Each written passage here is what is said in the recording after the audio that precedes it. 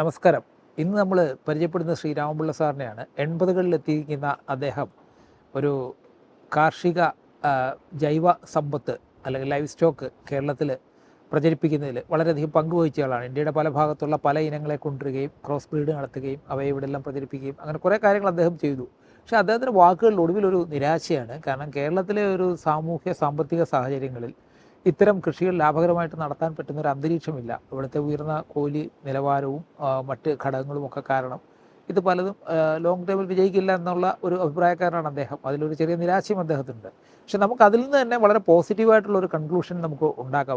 ഒരു തീരുമാനം നമുക്ക് എടുക്കാൻ പറ്റും, അല്ലെങ്കിൽ ഒരു കാര്യം നമുക്ക് മനസ്സിലാക്കാൻ പറ്റും. കാരണം കേരളത്തിൽ വലിയ തോതിലുള്ള ആളുകളെ വെച്ച് നടത്തുന്ന കൂലിച്ചെലവുള്ള തരത്തിലുള്ള ഇത്തരം വ്യവസായങ്ങൾ ശോഭിക്കുന്നില്ലെങ്കിലും ചെറുകിട ആളുകൾക്ക്, അല്ലെങ്കിൽ നമ്മുടെ കാർഷിക മേഖലയിലോ നമ്മുടെ നാട്ടിൻപുറങ്ങളിലോ അല്ലെങ്കിൽ മൈക്രോ ഫിനാൻസ് പോലെ ഉള്ള സംഗതികൾ ചെയ്യുക എന്നുള്ള പറഞ്ഞ പോലെ ചെറിയ ചെറിയ യൂണിറ്റുകൾ, ഇപ്പോൾ ഒരു വീട്ടുകാർക്ക് 8-10 കോഴിയെ വളർത്താനോ പശുവിനെ വളർത്താനോ ഒക്കെ നടത്തുകയാണെങ്കിൽ അത് ലാഭത്തിലാക്കാനുള്ള കുറേ മാർഗ്ഗങ്ങളുണ്ട് എന്ന് സ്വയം ഒരു തൊഴിൽ കണ്ടെത്തുന്നവർക്ക് ഇത് നല്ലൊരു മികച്ച തൊഴിൽ മേഖലയാണ്. പ്രത്യേകിച്ച് അദ്ദേഹം പറഞ്ഞ റബ്ബർ തോട്ടത്തിൽ കോഴി വളർത്തുക എന്നൊക്കെ പറഞ്ഞ് അദ്ദേഹം ചില ആശയങ്ങൾ പറയുന്നുണ്ട്.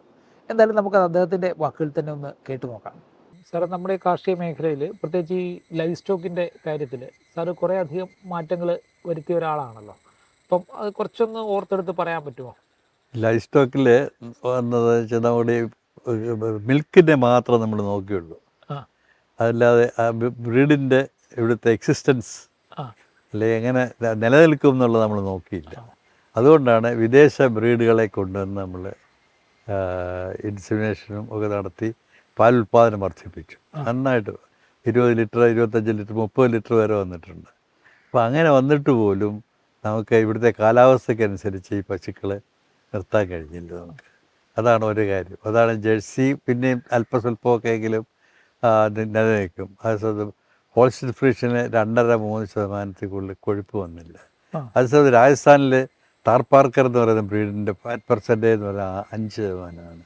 അപ്പോൾ അങ്ങനെയൊക്കെയുള്ള വന്നിരുന്നെങ്കിൽ നമ്മുടെ കാലാവസ്ഥയ്ക്കനുസരിച്ച് ആ പശു നിന്നേനെയും ഒരു 2% ഇമ്പ്രൂവ്മെൻ്റ് ഒരു വർഷം ഒരു ജനറേഷൻ വന്നാലും ഈ 50 കൊല്ലം കൊണ്ട് നമുക്ക് നല്ലൊരു ബ്രീഡ് ഡെവലപ്പ് ചെയ്തിട്ട് ഉണ്ടാക്കാമായിരുന്നു. അത് നമുക്ക് തെറ്റുപറ്റി പോയതാണ്. സാറ് പറയുന്നത് നമ്മൾ ഈ വിദേശ പശുക്കളെ കൊണ്ടുവന്നതിന് പകരം നമ്മുടെ ഇന്ത്യൻ പശുവിനെ തന്നെ നോട്ടം ഉണ്ടാക്കുക. താർപാർക്കറുണ്ട്, പാലിൻ്റെ സാർ നേരത്തെ ഒരു പേര് പറഞ്ഞു, ഹരിയാനയിലുണ്ട്, സഹിവാളുണ്ട്.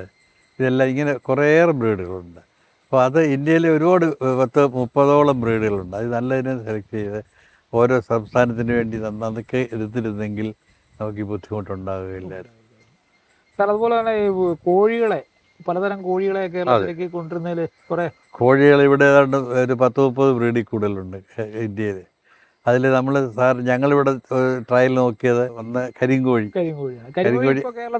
കേരളത്തിൽ ഞാനിതിനെ കൊണ്ടുവന്നത് 96-ലാണ്. എവിടുന്നാണ് കൊണ്ടുവരുന്നത്? അത് മധ്യപ്രദേശിൽ വില്ലേജ് 1-2 കടക്കനാഥാണ്. അപ്പോൾ അതിനെ കൊണ്ടുവന്ന് കഴിഞ്ഞ് ബ്രീഡ് ചെയ്തു. അതിനെ ക്രോസ് ചെയ്യിച്ചു, വൈറ്റ് ലഗോണുമായിട്ട് ക്രോസ് ചെയ്യിച്ചിട്ട് പാസ് ജ്യോതി എന്ന് പറഞ്ഞിട്ടുണ്ട്. പഴകുളം സോഷ്യൽ സർവീസ് സൊസൈറ്റിയുടെ പാസ് ജ്യോതി എന്ന് പറഞ്ഞ് ഞങ്ങളൊരിടത്തിനെ ഇറക്കുകയും ചെയ്തു. അപ്പോൾ ഉൽപ്പാദനശേഷി കൂടി, അത് കഴിഞ്ഞ് നിറമെല്ലാം അതുപോലെ ഇരിക്കും, വ്യത്യാസമൊന്നും വരത്തില്ല. അങ്ങനെ. അല്ല സാറേ, ഈ കരിങ്കോഴിയെ കുറിച്ച് ഞാൻ കുറച്ചു നാളിങ്ങനെ കരിങ്കോഴി വളർത്തി നോക്കിയായിരുന്നു, പറഞ്ഞു കേട്ട്.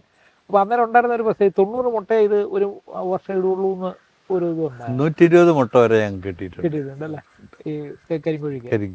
അപ്പോൾ അത് അതിനെ ഫീഡ് ചെയ്യണം. കരിങ്കോഴിയുടെ നല്ല ബ്രീഡ് വേണം. അപ്പോൾ ലൊക്കേഷൻ ഹില്ലി ഏരിയ തന്നെ കളക്ട് ചെയ്ത് ബ്രീഡുകൾ തന്നെ ആയിരിക്കണം. നിറം മാത്രം മാറിയത് കൊണ്ട് കാര്യമായില്ല. അപ്പോൾ അത് അങ്ങനെ ചെയ്തിരുന്നെങ്കിൽ കുഴപ്പം വരത്തില്ലായിരുന്നു. പിന്നെ വേറെ ഇത് കോഴി, പിന്നെ നമ്മളിവിടെ നോക്കിയത് ഫ്രിസിൽഡ് നോക്കി, ഈ കാപ്പിരിക്കോഴി. പിന്നെ കാപ്പിരിക്കോഴി എവിടുന്നുള്ള കോഴിയാണ്? കാപ്പിരി ആന്ധ്ര, ഗുജറാത്ത് വരെ അത്രയേ ഉള്ളൂ. ആന്ധ്ര ഗുജറാത്ത് സൈഡിലേക്ക് വരും. പിന്നെ അസീല് ഇന്ത്യ മുഴുവൻ പലയിടത്തും, ഗുജറാത്ത് പോലെ ഇങ്ങോട്ടുള്ള പ്രത്യേകത. അസീൽ ഒരു നാടൻ കോഴി എന്നുള്ളതേ ഉള്ളൂ. അതൊരു 80 മുതൽ 120 മുട്ട വരെ വർഷത്തിൽ. പിന്നെ ഉള്ളത് ആൻഡമാൻ നിക്കോബാറി എന്ന് പറയുന്ന ബ്രീഡിനെ കൊണ്ടുവന്നു. അതാണ് ഈ തെങ്ങിൻ്റെ മുകളിലൊക്കെ കയറി ഇരിക്കത്തുള്ളൂ രാത്രിയിലൊക്കെ ആയിട്ട്. അല്ല കൂട് വേണമെന്നില്ല. അപ്പോൾ അങ്ങനെയുള്ള ഒരു ബ്രീഡിനെ കൊണ്ടുവന്ന് നോക്കി.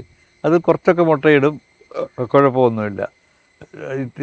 പിന്നെ അസീല് നിക്കോബാർ ഇപ്പൊ എങ്ങും ഉണ്ടെന്ന് തോന്നുന്നില്ല അല്ലേ? ഇപ്പൊ അതിനെ കുറിച്ച് അങ്ങനെ നിക്കോബാറി ഇപ്പൊ ഇവിടെ ഉണ്ടോ? കേരളത്തിൽ അങ്ങനെ നിക്കോബാർ ഇല്ല, ഇല്ല. ഞങ്ങൾ അവിടെ നിന്ന് കൊണ്ടുവന്ന് 500 കോഴിമുട്ട കൊണ്ടുവന്ന് വിരിച്ചൊക്കെ ഇറക്കിയതാണ്. പിന്നെ ആരും അത്ര ടേക്കപ്പ് മുട്ട കുറവായതുകൊണ്ടും അതിൻ്റെ എന്തോ ആളുകൾ പിന്നെ ഞങ്ങൾ ഇതിന് ഡെവലപ്പ് ചെയ്തില്ല. പഴയകുളത്തായിരുന്നു, ഞാൻ അവിടെ നിന്ന് പോരുകയും ചെയ്തു.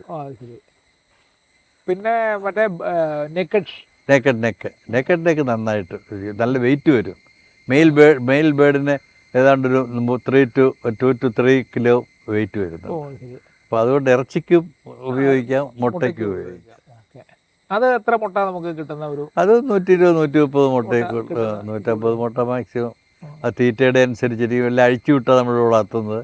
അല്ല ഒരു തീറ്റ അങ്ങനെ കൊടുക്കാറില്ല. കോൺസെൻട്രേറ്റ്സ് നമ്മുടെ നാട്ടിൻപുറങ്ങളിൽ കൊടുക്കാറില്ല. പക്ഷെ ഇവിടുത്തെ കോഴി വളർത്തൽ ഇങ്ങനെയുള്ള കോഴികളെ വളർത്തിക്കഴിഞ്ഞാൽ റബ്ബർ തോട്ടങ്ങളിൽ അഴിച്ചു വിട്ടാൽ നല്ലവണ്ണം വളരും. റബ്ബർ തോട്ടത്തിലുള്ള കൃഷി ഇല്ലാത്ത സ്ഥലങ്ങളിലൊക്കെ റബ്ബർ തോട്ടത്തിൽ കൃഷിയൊന്നുമില്ലല്ലോ. അവിടെ എല്ലാം ഗ്രേസ് ചെയ്താൽ അവിടെ നടന്ന് ഇതെല്ലാം തീറ്റ തിന്നും. അപ്പോൾ അവിടത്തേക്ക് പറ്റിയ ഒരു ബ്രീഡാണ് ഇത് നെക്ക്. പിന്നെ സാറ് ആടിൻ്റെ കാര്യത്തിൽ കുറച്ച് ആട് ഞങ്ങളിവിടെ നോക്കിയതാണ്. ആടിനെ എങ്ങനെ ഇമ്പ്രൂവ് ചെയ്യാമോ ബ്രീഡ്. അതിന് ചെയ്തതെന്ന് വെച്ചാൽ മലബാറി ബക്സിനെ കൊണ്ടുവന്നു. ഞങ്ങളവിടെ ഒരു 10 ഗ്രാമപ്രദേശങ്ങളിലെ മലബാറി ബക്സിനെ കൊടുത്തു. അത് കഴിഞ്ഞിട്ട് നാടൻ ആടിൻ്റെ കുഞ്ഞുങ്ങളെ എടുത്തിട്ട് 1 മാസം ബ്രീഡ് ചെയ്യാറാവുന്നത്തെ അപ്പോഴത്തെ ഡിവോം ചെയ്ത് മാറ്റിയിട്ട് അതിനെ ബ്രീഡ് ചെയ്യിച്ചു. അങ്ങനെ പാലുൽപാദനം നോക്കി. പാലുൽപാദനം ഏതാണ്ടൊരു 3 ലിറ്റർ വരെ, 3rd ജനറേഷനിൽ 3 ലിറ്റർ വരെ ഞങ്ങൾക്ക് ഒരു ആടിൽ നിന്ന് 3 ലിറ്റർ പാല് കിട്ടുന്ന അവസ്ഥയിലേക്ക് മാറി ഡെയിലി. അപ്പോൾ അതുകൊണ്ട് പറയുന്നത് ഇതിനെ അല്ല അങ്ങനെയുള്ളതിനെ ചെയ്യാൻ എളുപ്പം. ആ ഒരു പരീക്ഷണം വളരെ വിജയകരമായിട്ട്. സാർ ഈ പരീക്ഷണമൊക്കെ നടന്നുകൊണ്ട് സാറ് ഈ കൃഷിയിൽ ഇവിടെ ഒരുപാട് കാർഷിക ഇപ്പൊ തന്നെ സാറ് ഈ ഒരു പ്രായത്തിലും ഇത് വളരെ നന്നായിട്ട് മെയിൻറ്റെയിൻ ചെയ്യുക. ഒരുപാട് ഇതില്ല, ജോലിക്കാരില്ല, കൃഷി ചെയ്യിക്കാനേ ഭയങ്കര കൂലിയാണ്. നമുക്ക് ഇതുമായിട്ട് കിട്ടുന്ന ഇൻകം കൊണ്ട് നോക്കുമ്പോഴത്തേക്ക് അല്ല. പക്ഷേ സാർ ഈ ആട് വളർത്തലൊക്കെ ചെയ്തിട്ടില്ല? അല്ല, പശുവിനെയോ? ആട് പണ്ടുണ്ട്, അതിന്റെ കൂടെ ആട്ടും കൂടെ കാണുന്നത്. ഇതിൽ കുറെ അക്കാഡമിക് കുറെ ആളുകളെ സാറ് ഇത് ചെയ്തായിരുന്നല്ലോ ഈ ഒരു കരിയറിലെ.